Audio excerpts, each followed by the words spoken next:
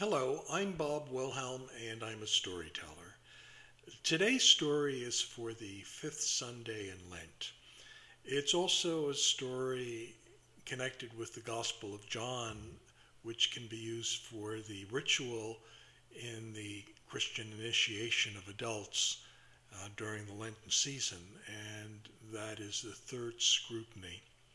So in the previous videos, I've spoken a bit about the importance of the scrutinies and the way that the Gospel of John is a very appropriate gospel to choose for the whole Lenten journey's crucial moments, those moments when the catechumens, those who are candidates for baptism, are moving along their own spiritual path, and in the midst of this are being challenged with questions to themselves about their lives, about their journey, about their belief, about their hopes, about their struggles. The third scrutiny takes the story of the raising of Lazarus, and it's a wonderful, powerful transition between those first two scrutinies, which involve the woman at the well, the Samaritan woman, and the blind man, the healing of the blind man. And going back to the beginning of Lent, the story of Jesus' temptation in the desert. So we move very dramatically in a very highly ritualized way through the story of the threefold temptation of Jesus in the desert, a way of challenging us to look at our journey through this Lenten season, the power of water and baptism to give life, and the story of the Good Samaritan, not the Good Samaritan, but the Samaritan woman at the well, and the story of the healing of the blind man and the meaning of enlightenment, which John's Gospel really described so eloquently. So now we come to the story of Lazarus, and Lazarus is a story that is incredibly powerful. It is a foretaste, a foretelling, an anticipation of the Easter story. And in the story, Lazarus has died, and his sisters are lamenting his death. They call out to Jesus in order to raise him from the dead. And in that process, there's a dialogue between Jesus and Lazarus' sister about belief and faith. And that's why the story is included here. Now, I've retold the story from another perspective. It's from the perspective of a folk tale, a folkloric retelling of the events around the death of Lazarus. And that story is taken from the Roma people or the Gypsy people. There's some controversy about which is the proper name to use. But it's a story that's very powerful, and I can unfortunately guarantee you that many people will dislike the story as many people will like the story, because it's a challenging story. And I don't really believe in telling safe stories. And if it need be, a story like this can be told during these weeks of Lent in order to look at the place of the power of love, because that's what it's about. The power of love that Jesus has for each one of us and what that means to us in our journey through life, how it is life-giving.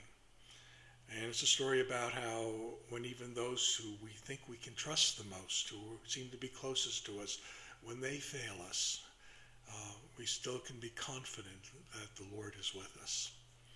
So that's why I've chosen the story. I've also done an icon on it, which you can see on elsewhere on the website.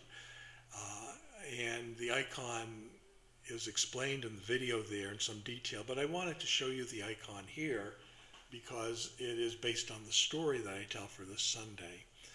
It's not a traditional icon, but it's an icon that portrays Jesus raising Lazarus, who's portrayed as a Romany gypsy.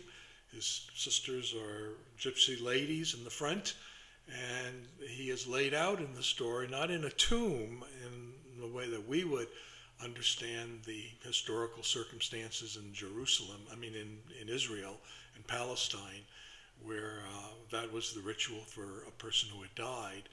But following the traditions of the Gypsy people, the Romani people, he is laid out, and in a sense, his burial is anticipated in the Gypsy caravan, the wagon that is home to the Roma people, and which is the tomb, symbolically, of Lazarus in the story. Of course, the most challenging part of this is that I have portrayed Jesus here, not in his usual white robe, the way he's done in traditional icons, but in keeping with the spirit of his being a gypsy in the story that is told. All the apostles are actually gypsies. And so I've kind of portrayed him with a vision of, from our own time, perhaps the 1960s or the 70s, complete with bell-bottom trousers, which I remember from my youth. And it's a story of one who reaches out to outcasts and who is an outcast himself. And so that is why this icon takes its form. And the letters above are written in Hungarian, which is part of the reason I told the story. When I was a boy, I was raised in a Hungarian family setting. My father was born in Hungary, my mother in Slovakia. And one of my most vivid memories in childhood would be going to the dances in our church. So we were not a church tradition that shunned parties and dances, but embraced it as being part of life.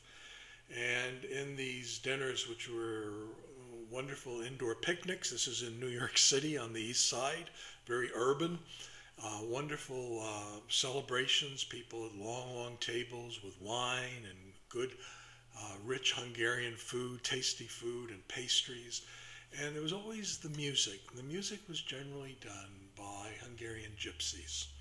So I have the memory of the wonderful, powerful, soul-stirring melodies of the violinists and the others who played, dressed in their very colorful outfits as entertainers. And for me, that always represented life. It was an affirmation of life in the midst of all the ordinariness and all the sorrow of life as we journeyed together. And as I look back at that, I really have to say that rarely did I see my family enjoying and affirming life in such a way as when I watched my mom and my dad dance Hungarian dances, czardashes, and Polish polkas and waltzes on the dance floor with the gypsy musicians playing. So it's part of the reasons I have chosen the story. But again, the story is an unconventional portrayal of Jesus. It's a recasting of the story in a different way. And not everyone will be comfortable with that. But I hope that you will enjoy the story and that you will be able to use it in your own journey and perhaps in whatever your ministry is. I'd like to just add one final comment about the story, and that is that in the long version of the story, not the short one that I tell, but in the long version of the story, there is a much more complicated dialogue. The angel of life and death, who's not in the scriptural story, is present, and Lazarus is speaking from beyond the grave, even as Jesus and Thomas and Martha and Mary are speaking from this world in the story, and that's all interwoven together. And it's very important that it's all interwoven together because it keeps in the spirit, it really does keep in the storytelling spirit of John the Evangelist. His stories so frequently move towards dialogue, toward the speaking, the challenging, the countering of people constantly in the course of the story. A challenge to grow, a challenge to take risks, a challenge to love. And that is what appears in this story. And the Roma people, in telling the story, in some way have embellished on John's gospel in a wonderful way, even deepening the insights that he brings to the good news of our Lord Jesus. We're very close to the end of our Lenten journey. I wish you well on this journey. Peace be with you. I'm Bob Wilhelm, and I'm a story.